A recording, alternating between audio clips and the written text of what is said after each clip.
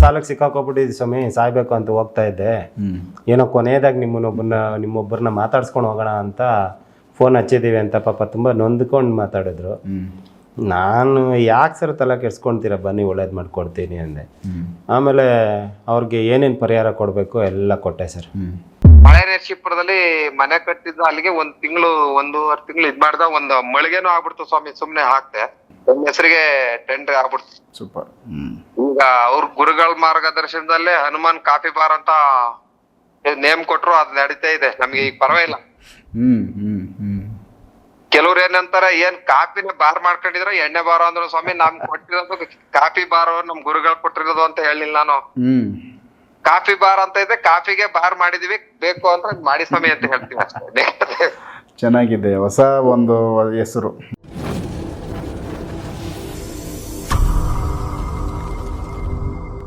ನಮಸ್ಕಾರ ವೀಕ್ಷಕರೇ. ನಮಸ್ಕಾರ. ನಮಸ್ಕಾರ ಸ್ವಾಮಿ. ರಮೇಶ್ ಶರ್ಮಾ ಅವ್ರ ಕಡೆಯಿಂದ ಒಳ್ಳೇದಾಗೈತೆ, ಒಬ್ರು ಅವ್ರು ಮಾತಾಡ್ತಾರೆ. ಸರ್ ನಮಸ್ಕಾರ.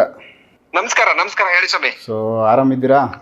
ಹಾ, ನೀವು ಮಾಲೆ ಹಾಕಿರೋದ್ರಿಂದ ಸ್ವಾಮಿ ಅಂತ ಕರೀತಾ ಇದ್ದೀರಲ್ಲ? ಹೌದು ಸ್ವಾಮಿ, ಹೌದು. ಆರಾಮಿದ್ದೀರಾ? ಮಾಲೆ ಎಷ್ಟು ದಿವಸ ಆಯ್ತು ಹಾಕಿ? ನಾವು ಶುಕ್ರವಾರ ಧರಿಸಿರೋದು ಸ್ವಾಮಿ. ಓಕೆ, ಯಾವತ್ತು ಶಬರಿಮಲೆಗೆ ಹೋಗ್ತಾ ಇದ್ದೀರಾ? ಬೆಳಿಗ್ಗೆ ಹಾಕ್ತಾ ಇದೀವಿ ಸ್ವಾಮಿ. ಬೇರೆ 40 ಜನ ಸ್ವಾಮಿಗಳಿಗೆ. ನಾವು 19ಕ್ಕೆ ಹೊರಡ್ತೀವಿ. ತಿರುಮಡಿ 18 ನೈಟ್. ಸೊ ಅಂದ್ರೆ ಈಗ ಏನು ಬಸ್ ಮಾಡ್ಕೊಂಡು ಹೋಗ್ತಾ ಇದ್ದೀರಾ? ಗ್ರೂಪ್ ಎಷ್ಟು ಜನ? 50 ಜನ ಸ್ವಾಮಿ. ಓಕೆ ಓಕೆ, ದೊಡ್ಡದೇ ಟೀಮ್ ಇದೆ. ಹೌದು ಹೌದು. ಆಶೀರ್ವಾದ ಸಿಗ್ಲಿ, ಒಳ್ಳೇದಾಗ್ಲಿ.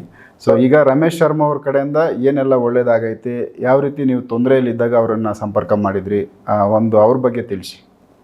ನಮ್ಗೆ ತುಂಬಾ ತೊಂದರೆ ಆಗಿತ್ತು. ನಾನು ಯೂಟ್ಯೂಬ್ ನೋಡ್ತಾ ಇದ್ದೆ ಸ್ವಾಮಿ. ಸ್ವಾಮಿಗಳದು ಬಂತು, ರಮೇಶ್ ಶರ್ಮಾ ಸ್ವಾಮಿ ಅವ್ರದ್ದು. ಬಂದಾಗ ಸುಮ್ನೆ ನೋಡ್ದೆ, ಎಲ್ಲಾ ತರ ಹೇಳ್ತಿದ್ರಲ್ಲ. ನಮ್ದು ಹೊಳೆ ನರಸೀಪುರದಲ್ಲಿ ಮನೆ ಕಟ್ತೀವಿ ಸ್ವಾಮಿ. Okay okay. ತುಂಬಾ ಸಾಲ ಆಗ್ಬಿಡ್ತು. ಬಟ್ ಇನ್ನೊಂದು ಊರ್ ಕಡೆ ಎಲ್ಲಾ ವ್ಯವಹಾರಗಳೆಲ್ಲ ಕಟ್ಟಾಗ್ಬಿಟ್ಟು ನೋಡೋಣ ಸ್ವಾಮಿಗಳೊಂದ್ ಇದ್ ಮಾಡೋಣ ಅಂತ ಅವ್ರಿಗೆ ಕಾಲ್ ಮಾಡ್ದೆ ಗುರುಗಳಿಗೆ. ಸ್ವಾಮಿ ಅವರು ಹೇಳಿದ್ರು, ಈ ತರ ಸಮಸ್ಯೆ ಐತೆ ಅಂತ ಹೇಳಿದ್ರು. ಆಗ ಮಾಡಿದ್ಮೇಲೆ ಅವ್ರು ಸುಮಾರು ಹೇಳಿದ್ರು. ನಮ್ ಮೊದ್ಲು ಮೊಬೈಲ್ ನಂಬರ್ ಮತ್ತೆ ಗಾಡಿ ನಂಬರ್ ಕೇಳಿದ್ರು. ಅವೆರಡು ಇಲ್ಲ, ಅವ್ ಯಾವಾಗ ತೆಗಿತೀರ ಅವತ್ತೇ ನೀವು ಉದ್ಧಾರ ಆಗೋದು ಅಂದ್ರು ಸ್ವಾಮಿ ಶರಣು. ಗಾಡಿ ಸ್ವಾಮಿ ಬರೀ 14,000 ರೂಪಾಯಿ ಕೊಟ್ಬಿಟ್ಟೆ ಸ್ವಾಮಿ. 8 ರೂಪಾಯಿ 4 ಬರಕ್ಕೆ ಕೊಡ್ದು, ನೀವು ಯಾವಾಗ ಅದ್ ಕೊಡ್ತೀರ ಅವತ್ತೇ ಉದ್ಧಾರ ಆಗೋದು ಅಂದ್ರು. ಗಾಡಿ ಕೊಟ್ಬಿಟ್ಟೆ. ಕೊಟ್ಮೇಲೆ ಒಂದ್ ಸ್ವಲ್ಪ ಪರವಾಯ್ತು. ಆಮೇಲೆ ಸುಮಾರು ನಮ್ಗೆ ಪರಿಹಾರ ಹೇಳಿದ್ರು, ಅದೆಲ್ಲ ಮಾಡ್ಕೊಂಡ್ಮೇಲೆ ತುಂಬಾ ಈಗ ಮನೇಲಿ ನೆಮ್ಮದಿಲಿದ್ದೀವಿ. ತುಂಬಾ ಜಗಳ ಆಗೋದು, ಮಕ್ಳು ಹೇಳಿದ್ ಕೇಳ್ತಿರಲ್ಲ. ಒಬ್ಬ ಮಗಳಿಗೆ ಓದ್ಸತಿ ಆಗಸ್ಟ್ ಅಲ್ಲಿ ಇಂಜಿನಿಯರ್ ಓದಿಸಿದ್ದು, ಅವ್ರಿಗೂ ಪ್ಯಾಕೇಜ್ ಸಿಕ್ತು.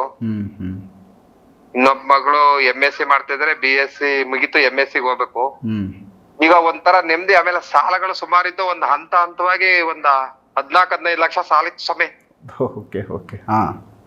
ನೆಮ್ಮದಿನೇ ಇತ್ತಿಲ್ಲ, ಬರೀ ಬಡ್ಡಿ ಕಟ್ಟದ ಆಗ್ಬಿಟ್ಟಿತ್ತು.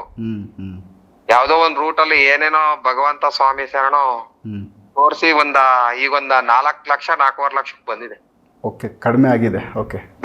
ಆಮೇಲೆ ನೆಮ್ಮದಿ ಇದೆ, ಮನೇಲಿ ಗಲಾಟೆ ಇಲ್ಲ, ಏನಿಲ್ಲ. ಆಮೇಲೆ ಊರಲ್ಲಿ ಮಿಲ್ಲುವೇ ಕೊಟ್ಬಿಟ್ಟೆ ನಾನು. ಅವ್ರ ಹೆಸರೇ ಇಟ್ಟಿದ್ದೆ. ಅವ್ರು ಏನ್ ಹೇಳಿದ್ರು, ವಿನಾಯಕ ಪ್ರಾವಿಜನ್ ಸ್ಟೋರ್ ಅಂತ ಎಲ್ಲ ಹೇಳಿದ್ರು. ಈಗ ಹೊಳೆ ನರಸೀಪುರದಲ್ಲಿ ಮನೆ ಕಟ್ಟಿದ್ದು ಅಲ್ಲಿಗೆ ಒಂದೂವರೆ ತಿಂಗಳು ಇದ್ ಮಾಡ್ದ, ಒಂದು ಮಳಿಗೆನೂ ಆಗ್ಬಿಡ್ತು ಸ್ವಾಮಿ. ಸುಮ್ನೆ ಹಾಕ್ತೆ, ನನ್ನ ಹೆಸರಿಗೆ ಟೆಂಡರ್ ಆಗ್ಬಿಡ್ತು. ಸೂಪರ್. ಈಗ ಅವ್ರ ಗುರುಗಳ ಮಾರ್ಗದರ್ಶನದಲ್ಲೇ ಹನುಮಾನ್ ಕಾಫಿ ಬಾರ್ ಅಂತ ನೇಮ್ ಕೊಟ್ರು, ಅದ್ ನಡೀತಾ ಇದೆ ನಮ್ಗೆ. ಈಗ ಪರವಾಗಿಲ್ಲ. ಕೆಲವ್ರು ಏನಂತಾರೆ, ಏನ್ ಕಾಫಿನ ಬಾರ್ ಮಾಡ್ಕೊಂಡಿದ್ರ ಎಣ್ಣೆ ಬಾರೋ ಅಂದ್ರು ಸ್ವಾಮಿ. ನಮ್ ಕೊಟ್ಟಿರೋದು ಕಾಫಿ ಬಾರ್ ನಮ್ ಗುರುಗಳು ಕೊಟ್ಟಿರೋದು ಅಂತ ಹೇಳಿಲ್ಲ ನಾನು. ಕಾಫಿ ಬಾರ್ ಅಂತ ಇದೆ, ಕಾಫಿಗೆ ಬಾರ್ ಮಾಡಿದೀವಿ, ಬೇಕು ಅಂತ ಮಾಡಿ ಸ್ವಾಮಿ ಅಂತ ಹೇಳ್ತೀವಿ ಅಷ್ಟೇ. ಚೆನ್ನಾಗಿದೆ, ಹೊಸ ಒಂದು ಹೆಸರು. ಗುಡ್ ಹೆಸರು ಸ್ವಾಮಿ. ಒಂದೆರಡು ಅವ್ರು ಹೇಳಿದವು, ಎರಡು ಮಿಸ್ ಮಾಡ್ಕೊಂಡಿದೀನಿ, ಹೋಗಿಲ್ಲ. ಕುಂಭಕೋಣಮ್ಮು ಮತ್ತೆ ತಿರುಚಂದೂರು. ಅಲ್ಲಿಗೆ ಹೋದ್ರೆ ಇನ್ನೂ ಸಕ್ಸಸ್ ಆಯ್ತೀವಿ ಅಂತ ನಮಗೆ ಪಕ್ಕಾ ಇದೆ ಸ್ವಾಮಿ. ಅವ್ರ ಮೇಲೆ 100% 100ಕ್ಕೆ ಹೇಳಕ್ಕೆ ಸಾಧ್ಯವಿಲ್ಲ ಬಿಡಿ ಗುರುಗಳ ಬಗ್ಗೆ. ತುಂಬಾ ನಮಗ್ ಖುಷಿ ಆಯ್ತೈತೆ, ಮನೇಲಿ ನೆಮ್ಮದಿ ಇದೆ. ಇನ್ನ ನಮ್ ಮಗಳ ಸ್ವಾಮಿಗೆ ಒಂದು ಒಳ್ಳೆ ವರ ಸಿಕ್ಬೇಕು, ಇಂಜಿನಿಯರ್ ಸ್ವಾಮಿಗೆ. ಅವ್ರನ್ನ ಕೇಳ್ಬೇಕು, ಅವ್ರು ಕೇಳ್ತೀನಿ. ಸೊ ಸೊ ಒಳ್ಳೇದಾಗ್ಲಿ. ಅವರ ಮಾರ್ಗದರ್ಶನದಲ್ಲೇ ನಾವಿರೋವರೆಗೂ ಅವ್ರ ಮಾರ್ಗದರ್ಶನದಲ್ಲೇ ಹೋಯ್ತಿವಿ. Super super. ಅವ್ರು ನಮ್ಗೆ ಕೋಟಿ ಕೋಟಿ ನಮ್ಮನ್ನ ಸಲ್ಸಿದ್ರು ಹಾಕಿಲ್ಲ. ಒಂದ್ ಹಂತಕ್ ಬಂದಿದೀವಿ, ನಾನು ಬಸ್ಗೆ ಸಿಕ್ಬಿಡಣ ಅದಕ್ಕೆ ಸಿಕ್ಬಿಡಣ ಅನ್ನೋ ಒಂದು ಮನಸ್ಸು ಇತ್ತು ನಮಗೆ. ಸೂಸೈಡ್ ಮಾಡ್ಕೊಳಕ್ ಪ್ರಯತ್ನ ಪಟ್ಟಿದ್ದೀರಾ? ಖಂಡಿತ ಬಂದಿತ್ತು, ಎಲ್ಲ ಆಗ್ಬಿಟ್ಟಿತ್ತು ಸ್ವಾಮಿ. ಅವರು ಒಂದು ಮಾರ್ಗದರ್ಶನ ಏನು ಅಂದ್ರೆ ಪ್ರೋಕ್ಷಣದ ಕೊಟ್ಟವ್ರ ನಮ್ಗೆ ವಾರಕ್ 3 ಸತಿ ಮಾಡ್ಕೋಬೇಕು ಈ ರೀತಿ ಅಂತ. ಅದ್ ಮಾಡ್ಕೊಂಡ್ಮೇಲೆ ನಮಗ್ ಬಾರಿ ಕ್ವಿಕ್ ಆಗ. ಏನ್ ಸಾಲ ಬಾಧೆಗೋಸ್ಕರ ಈ ತರ ಮಾಡಕ್ ಪ್ಲಾನ್ ಇತ್ತಾ? ಹೌದು ಸ್ವಾಮಿ, ಸಾಲ ಎಷ್ಟೇ ಆದ್ರೂ ತೀರ್ತಿರಲ್ಲ. ಈಗ ಒಂದ್ ಹಂತಕ್ಕೆ ಈಗ ಮಗಳು ಸ್ವಾಮಿಗೂ ಅಪಾಯಿಂಟ್ ಆಯ್ತು, ಅವ್ರಿಗೂ ಒಂದ್ 40,000 ಕೊಡ್ತಾರಲ್ಲ, ಎಲ್ಲ ಒಂದ್ ಹಂತಕ್ ಬಂದ್ಬಿಡ್ತು. ಮನೆ ದೇವ್ರ ಮೇನ್ ಮುಖ್ಯ ಅಂತ ಹೇಳಿದ್ರು, ಮನೆ ದೇವ್ರೇ ನಮಗ್ ಮೇನ್ ಮುಖ್ಯ ಸ್ವಾಮಿ. ಅವ್ರಿಗೆ ಹೋಗಿ ಅವ್ರಿಗೆ ಏನೇನು ಸುಮಾರು, ಆಮೇಲೆ ನಮ್ ಗಾಡಿ ಚೇಂಜ್ ಮಾಡಿದ್ದು ಇನ್ನು ತುಂಬಾ ಖುಷಿ. ಈ ತರ ಮಾಡಿದ್ದು ನಮ್ಗೆ ತುಂಬಾ ಅನುಕೂಲ, ಗುರುಗಳಿಂದ ನಮ್ಗೆ 100% ಆಗಿದೆ ಗುರು. ಸೂಪರ್, ಒಳ್ಳೇದಾಗ್ಲಿ. ತುಂಬಾ ಒಳ್ಳೆ ಬೆನಿಫಿಟ್ ಪಡ್ಕೊಂಡಿದ್ದೀರಾ? ಪಡ್ಕೊಂಡಿದೀನಿ, ಗುರುಗಳ ಮಾರ್ಗದರ್ಶನಲ್ಲೇ ಹೋಗ್ತೀನಿ. ಅವ್ರು ನಮ್ಗೆ ಇಲ್ಲಿ ಒಂಚೂರು ಬರ್ಲೇಬೇಕು, ಅದು ಕೇಳ್ಕೊತೀನಿ ನಾನು ಅವ್ರ. ಗಣೇಶಪುರ ಹಾಸನ ಕಡೆ ಸಕಲೇಶ್ಪುರ ಬರ್ತಾರಂತೆ, ಬಂದಾಗ ಈ ಕಡೆ ಬಂದು ಹೋಗ್ಬಿಟ್ರೆ ಸಾಕು. ಸೊ ಬರ್ತಾರೆ, ಅದ್ ಕಡೆ ಬಂದಾಗ 100%. ಸೊ ಭೇಟಿ ಮಾಡ್ಕೊಳ್ಳಿರಂತೆ. ಸೊ ಈಗ ನೀವು ಅವ್ರ ಕಡೆಯಿಂದ ಒಂದಷ್ಟು ಒಳ್ಳೇದು ತಗೊಂಡಿದ್ದೀರಾ, ಅದನ್ನ ನಮ್ಮ ವೀಕ್ಷಕರ ಮುಂದೆ ಮಾತಾಡಿದ್ದೀರಾ. ಎಷ್ಟು ದಿನಗಳಲ್ಲಿ ಬದಲಾವಣೆ ಆಯ್ತು ನೀವು ಪರಿಹಾರ ಪಡ್ಕೊಂಡಾದ್ಮೇಲೆ? ನಾವ್ ಪರಿಹಾರ ಪಡ್ಕೊಂಡ ಒಂದು 2-2.5 ತಿಂಗಳು 3 ತಿಂಗಳಿಗೆ ಒಂದ್ ಸ್ವಲ್ಪ ಚೇಂಜ್ ಆಯ್ತು ಸ್ವಾಮಿ. ಈಗ ಊರಲ್ಲಿ ಫ್ಲೋರ್ ಮಿಲ್ ಇತ್ತು, ಚಿಲ್ಲರೆ ಅಂಗಡಿ ಇತ್ತು, ಅದೆಲ್ಲ ಆ ತಾಯಿಗೆ ಚಿಲ್ಲರೆ ಅಂಗಡಿ ಬಿಟ್ಟಿದೀವಿ, ತಮ್ಮನಿಗೆ ಫ್ಲೋರ್ ಮಿಲ್ ಕೊಟ್ಟಿದೀವಿ. ಈಗ ಇಲ್ಲೇ ಕಾಫಿ ಬಾರ್ ನಡೆಸ್ಕೊಂಡು ನಮ್ಗೆ ಸಾಕು, ಅಷ್ಟು ತೃಪ್ತಿಲಿ ನಾವೇನ್ ದೊಡ್ಡರ ಅಲ್ಲಿ ಬೇಡ. ಒಂದ್ ಹಂತದಲ್ಲಿ ಭಗವಂತ ನೆಮ್ಮದಿ ಕೊಟ್ಬಿಟ್ರೆ ಸಾಕು ಸ್ವಾಮಿ, ಆರೋಗ್ಯ ಕೊಟ್ಬಿಟ್ರೆ ಸಾಕು. ನಮ್ಗೆ ಇನ್ನೇನು ಬೇಡ, ದುಡ್ಡು ಬೇಡ, ಆಸ್ತಿ ಬೇಡ, ಅಂತಸ್ತು ಬೇಡ. ಆರೋಗ್ಯ ಎಲ್ಲ ಸರಿ ಇದೆಯಾ? ಆರೋಗ್ಯ ಇವಾಗ ಪರವಾಗಿಲ್ಲ ಸ್ವಾಮಿ, ಎಲ್ಲ ಚೆನ್ನಾಗಿದೆ. Okay okay. ಮೊದ್ಲೇನಾದ್ರು ಆರೋಗ್ಯದಲ್ಲಿ ಸಮಸ್ಯೆ ಇತ್ತಾ? ಆರೋಗ್ಯದಲ್ಲೇ ಸಮಸ್ಯೆ, ಹಾಸ್ಪಿಟ್ಲ್ ಹೋಯ್ತಾ ಇರೋದೇ. ಅಲ್ಲಿ ಚೆಕ್ ಮಾಡ್ಸೋರು ಎಲ್ಲ ನಾರ್ಮಲ್. ಓಕೆ. ಇದು ಜನಗಳ ಒಂದ್ ಬ್ಲಾಕ್ ಮ್ಯಾಜಿಕ್ ಆಗಿದೆ ಅಂತ ಗುರುಗಳು ಹೇಳಿದ್ರು, ಅದು ಒಂಚೂರು ಮಾಡ್ಸಿಲ್ಲ. ಒಂದ್ ಹಂತಕ್ಕೆ ಬಂದಿದೀವಿ. ಎಲ್ಲಿ ಈಗ ಕಾಫಿ ಬಾರ್ ನೀವು ಮಾಡಿರೋದು? ಹೌದು ಸ್ವಾಮಿ, ಹನುಮಾನ್ ಕಾಫಿ ಬಾರ್ ಅಂತ. ಎಲ್ಲಿ? ಹೊಳೆನರಸೀಪುರ ಟೌನ್ ಅಲ್ಲಿ. ನಮ್ಮ ಒಳಗೆ ಮಾಡ್ತೀವಿ ಅಂತ ಕನ್ಸಲ ಇತ್ತಿಲ್ಲ. ಓಕೆ, ಹೊಳೆನರಸೀಪುರದಲ್ಲಿ ಐತಾ? ಹೌದು ಸ್ವಾಮಿ. ಸೊ ಅಲ್ಲಿ ಬಂದಾಗ ನಿಮ್ಮ ಕಾಫಿ ಬಾರಲ್ಲಿ ಕಾಫಿ ಕುಡ್ಕೊಂಡ್ ಬರ್ತೀವಿ. ಖಂಡಿತ ಬನ್ನಿ ಗುರುಗಳೇ, ಭೇಟಿ ಮಾಡ್ತೀವಿ ಬಂದಾಗ ಅದ್ ಕಡೆ. ಓಕೆ, ನಮಸ್ಕಾರ ಸರ್. ನಮಸ್ಕಾರ. ಸೊ ತುಂಬ ಚೆನ್ನಾಗಿ ಮಾತಾಡಿದ್ರು, ಬಟ್ ಹಿಡುಮುಡಿ ಮಾಲೆ ಹಾಕಿದ್ದಾರೆ. ಮಲೆಗೆ ಹೋಗಿ ಬರಲಿ, ಒಳ್ಳೇದು ಮಾಡಲಿ. ಸೊ ನೀವು ಚಿಕ್ಕದಾಗಿ ಹೇಳಿ, ಏನು ಅವ್ರಿಗೆ ಒಳ್ಳೆ ದಿ ಬೆಸ್ಟ್? ಅದೇ ಸರ್, ನಾರ್ಮಲ್ ಆಗಿ ಫೋನ್ ಮಾಡಿದ್ರು, ತುಂಬ ಸಾಲಕ್ಕೆ ಸಿಕ್ಕಾಕೊಬಿಟ್ಟಿದ್ವಿ ಸ್ವಾಮಿ, ಸಾಯ್ಬೇಕು ಅಂತ ಹೋಗ್ತಾ ಇದ್ದೆ, ಏನೋ ಕೊನೆಯದಾಗಿ ನಿಮ್ಮೊಬ್ಬರನ್ನ ಮಾತಾಡ್ಸ್ಕೊಂಡು ಹೋಗೋಣ ಅಂತ ಫೋನ್ ಹಚ್ಚಿದ್ದೀವಿ ಅಂತ ಪಾಪ ತುಂಬ ನೊಂದ್ಕೊಂಡು ಮಾತಾಡಿದ್ರು. ನಾನು ಯಾಕೆ ಸರ್ ತಲೆ ಕೆಡ್ಸ್ಕೊಳ್ತೀರ, ಬನ್ನಿ ಒಳ್ಳೇದು ಮಾಡ್ಕೊಡ್ತೀನಿ ಅಂದೆ. ಆಮೇಲೆ ಅವ್ರಿಗೆ ಏನೇನು ಪರಿಹಾರ ಕೊಡಬೇಕು ಎಲ್ಲ ಕೊಟ್ಟೆ ಸರ್.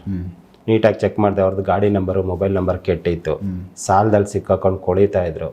ಆಮೇಲೆ ಮನೆಯಲ್ಲೂ ಅಷ್ಟೇ, ಏನಂದರೆ ಏನಿಲ್ಲ ಸರ್, ಫುಲ್ ಝೀರೋ. ಆಮೇಲೆ floor mill, Vinayaka floor mill ಅಂತ ಅವರು ಹೆಸರು ಇಟ್ಕೊಂಡಿದ್ದು, ಅದು ಅದನ್ನು ಕೊಟ್ಬಿಟ್ರು, ನಾನು ಹೆಸರು ಕೊಟ್ಟಿಲ್ಲ ಅದಕ್ಕೆ. ಆಮೇಲೆ ನಾನೇ ಅವ್ರಿಗೆ ಸಜೆಸ್ಟ್ ಮಾಡಿದ್ದು, ಏನಾದರೂ ಒಂದು ಬಿಸ್ನೆಸ್ ಸ್ಟಾರ್ಟ್ ಮಾಡಿ ನೀವು ಅಂತ. ಆಮೇಲೆ ಅವರ ಬಿಸ್ನೆಸ್ಗೂ ನಾನೇ ಹೆಸರು ಇಟ್ಕೊಟ್ಟೆ. ಒಳ್ಳೆ ನೇಮ್ ಇದೆ ನೋಡಿ ಸರ್. ಈಗ ಎಲ್ಲರೂ ಒಂದೊಂದು ಬಿಸ್ನೆಸ್ ಸ್ಟಾರ್ಟ್ ಮಾಡ್ತಾರೆ, ಎಲ್ಲ ಬಿಸ್ನೆಸ್ಗೂ ಒಂದೊಂದು ಹೆಸರು ಇಟ್ಟಿರ್ತಾರೆ, ಅವ್ರವ್ರಿಗೆ ಇಷ್ಟ. ಹೌದು, ನಾನೊಂದು ಬಿಸ್ನೆಸ್ ಸ್ಟಾರ್ಟ್ ಮಾಡಿದ್ರೆ ನನಗಿಷ್ಟಕ್ಕೆ ನಾನು ಇಟ್ಕೊಳ್ತೀನಿ, ಇನ್ನೊಬ್ರು ಮಾಡಿದ್ರೆ ಅವ್ರಿಗಿಷ್ಟ. ಆ ಹೆಸರು ಇದೆಯಲ್ಲ ಸರ್, ಅದು ಹೆಸರು, ಆ ಹೆಸರಲ್ಲಿ ಬಿಸ್ನೆಸ್ ಆಗುತ್ತಾ ಇಲ್ಲ ಅನ್ನೋದು ಮೇಯ್ನ್ ಇಂಪಾರ್ಟೆಂಟ್. ಎಲ್ಲರೂ ಅವ್ರವ್ರಿಗೆ ಇಷ್ಟ ಬಂದಿದ್ದ ಹೆಸರುಗಳು ಇಟ್ಕೊಂಡಿವೆ. ಬಟ್ಟೆ ಅಂಗಡಿ ಎಲ್ಲ ಥರ ಶೋರೂಮ್ಸ್ ಇಟ್ಟಿರ್ತಾರೆ, ಅವ್ರಿಗೆ ಇಷ್ಟ ಬಂದಿದ್ದ ಹೆಸರುಗಳನ್ನ ಇಟ್ಕೊಂಡಿರ್ತಾರೆ.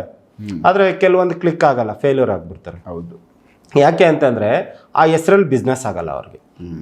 ಆ ಹೆಸರನ್ನ ಚೇಂಜ್ ಮಾಡಬೇಕು, ಆ ಹೆಸರನ್ನ ಪಿರಮಿಡ್ ಹಾಕಿ ಚೆಕ್ ಮಾಡಬೇಕು. ಆ ಬಿಸ್ನೆಸ್ ಅವರ ಹೆಸರಲ್ಲಿ ಅವ್ರಿಗೆ ಆ ಬಿಸ್ನೆಸ್ ಆಗುತ್ತೆ. ತುಂಬ ಜನ ನಮ್ಮ ಮನೆ ದೇವ್ರ ಹೆಸರು ಇಟ್ಬಿಟ್ಟಿದ್ದೀವಿ, ನಮ್ಮ ಮಗಳ ಹೆಸರು ಇಟ್ಟಿದ್ದೀವಿ, ನಮ್ಮ ತಾತ ಹೆಸರು ಇಟ್ಟಿದ್ದೀವಿ, ನಮ್ಮ ಅಪ್ಪ ಹೆಸರು ಇಟ್ಟಿದ್ದೀವಿ, ನಮ್ಮ ಪೂರ್ವಿಕರ ಹೆಸರು ಇಟ್ಟಿದ್ದೀವಿ ಅಂತಾರೆ.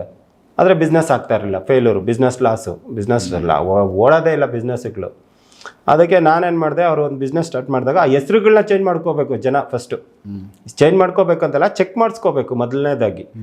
ಈ ನಮ್ಮ ಹೆಸರಲ್ಲಿ ಒಳ್ಳೆ ಬಿಸ್ನೆಸ್ ಆಗುತ್ತಾ, ಇಲ್ಲಾಂದರೆ ಒಂದು ಒಳ್ಳೆ ಹೆಸರು ಕೊಡಿ ಅಂದರೆ ನಾವು ಒಳ್ಳೆ ಹೆಸರು ಸಜೆಸ್ಟ್ ಮಾಡ್ತೀನಿ. ಆ ಹೆಸರಿಂದ 100% ಬಿಸ್ನೆಸ್ ಆಗುತ್ತೆ. ನಾವು ಕೊಡೋ ಪರಿಹಾರಗಳೆಲ್ಲ ಅಷ್ಟು ಕರೆಕ್ಟಾಗಿ ಕೊಡ್ತೀನಿ, ಅಕ್ಯುರೇಟಾಗಿ ಕೊಡ್ತೀನಿ. ಪರಿಹಾರಗಳೆಲ್ಲ ನಾನು ಸುಮ್ಮನೆ ಏನೋ 4 ಮಾತು ಹೇಳಿ ಹೋಗೋದೇ ಇಲ್ಲ. ನಾನು ಯಾರೇ ನಂಬಿ ನನ್ನನ್ನು ಫೋನ್ ಮಾಡಿದ್ರೆ ಒಂದೇ ಒಂದು ಮಾತು ನಾವು ಏನು ಎಕ್ಸ್ಪೆಕ್ಟ್ ಮಾಡ್ತೀವಿ ಅಂದರೆ, ನಮ್ಗೆ ಒಳ್ಳೇದಾಗಿದೆ ಅಂದರೆ ಸಾಕು, ಅಷ್ಟೇ ಖುಷಿ ನಮಗೆ. ಯಾರೇ ನಮ್ಗೆ ಫೋನ್ ಮಾಡಿದ್ರೆ ನಮ್ಗೆ ಒಳ್ಳೇದಾಗಿದೆ ಸ್ವಾಮಿ ಅಂದರೆ ಅಷ್ಟೇ ಸಾಕು, ನಮ್ಗೆ ಇನ್ನೇನು ಕೇಳಲ್ಲ ನಾವು ಅವ್ರ ಹತ್ರ. ಅಷ್ಟೇ ಅಲ್ವಾ ಸರ್, ಜನಕ್ಕೂ ಬೇಕಾಗಿರೋದು ಅದೇ ಅಲ್ವಾ. ಅದರಿಂದ ಪಾಪ ತುಂಬ ಕಷ್ಟಕ್ಕೆ ಸಿಕ್ಕಾಕೊಂಡಿದ್ರು, ಮಗಳು ಮನೆಯಲ್ಲಿ ಓದಿದ್ರು, ಕೆಲಸ ಸಿಕ್ಕಿರಲಿಲ್ಲ ತಿಂಗಳಾನ್ಗಟ್ಲೆ. ನಾನು ಪರಿಹಾರಗಳೆಲ್ಲ ಕೊಟ್ಟಿದ್ದೆ, ಇನ್ನೂ ಅರ್ಧವನ್ನೇ ಪರಿಹಾರ ಮಾಡ್ಕೊಂಡಿರೋದು ಅವರು. ಇನ್ನೂ ಅವ್ರಿಗೆ ಬ್ಲ್ಯಾಕ್ ಮ್ಯಾಜಿಕ್ ನೆಗೆಟಿವ್ ಎನರ್ಜಿ ಇದೆ, ಅದನ್ನೇ ರಿಮೂವ್ ಮಾಡ್ಕೊಂಡಿಲ್ಲ, ಹೇಳಿದ್ದೆ ನಾನು ಅವ್ರಿಗೆ, ಮಾಡ್ಕೊಂಡಿಲ್ಲ ಅವರು.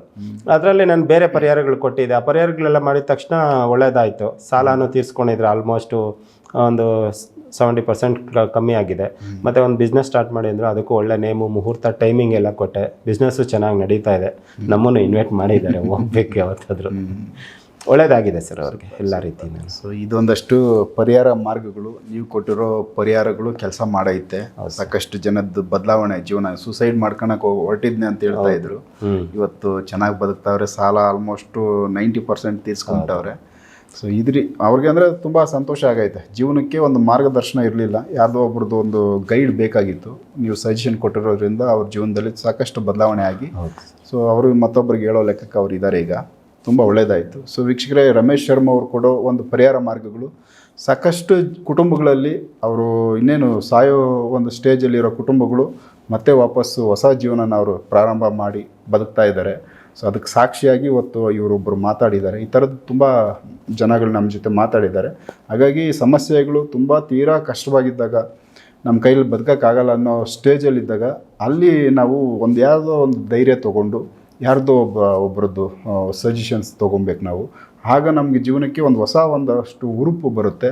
ಒಂದು ಜೀವನ ಮಾಡಬೇಕು, ನಾನು ಹಿಂಗೆ ಸೋಲ್ಬಾರ್ದು ಅಂತೇಳಿ ಕೆಲವೊಂದಷ್ಟು ಮಾರ್ಗಗಳನ್ನ, ನಾವು ನಡ್ಕೊಂಡು ಹೋಗೋ ಕೆಲವೊಂದಷ್ಟು ಪದ್ಧತಿಗಳನ್ನ ಬದಲಾಯಿಸ್ಕೊಂಡ್ರೆ ಅಲ್ಲಿ ನಮಗೆಲ್ಲೋ ಒಂದು ರೀತಿ ಲಕ್ಕು, ಇಲ್ಲಾಂದರೆ ಹಣೆ ಬರ ನಮ್ಗೆ ಚೇಂಜ್ ಆಗಿ, ಇಲ್ಲ ಹೊಸ ಒಂದು ದಾರಿಗಳು ನಮ್ಗೆ ಕನೆಕ್ಟ್ ಆಗಿ ನಮ್ಮ ಜೀವನ ಬದಲಾಗುತ್ತೆ. ಸೊ ಇದಕ್ಕೆ ಒಂದಷ್ಟು ಇವೆಲ್ಲ ಸಾಕ್ಷಿಗಳಂತ ಹೇಳ್ಬೋದು. ಸೊ ನೆಕ್ಸ್ಟ್ ಇನ್ನೂ ಬೇರೆ ವಿಚಾರಗಳನ್ನ ರಮೇಶ್ ಶರ್ಮಾ ಅವ್ರ ಜೊತೆ ಮಾತಾಡ್ತಾ ಹೋಗ್ತೀನಿ. ಅವಶ್ಯಕತೆ ಇದ್ದವ್ರಿಗೆ ರಮೇಶ್ ಶರ್ಮಾ ಅವ್ರ ಕಡೆಯಿಂದ ಪರಿಹಾರ ಸಿಗಲಿ ಅಂತ ನಾವು ಭಾವಿಸ್ತಾ ಈ ಒಂದು ವಿಡಿಯೋನ ಮುಗಿಸ್ಕೊಡ್ತೀನಿ. ಸೊ ಎಪಿಸೋಡ್ ನೋಡ್ತಾ ಹೋಗಿ. ನಮಸ್ಕಾರ.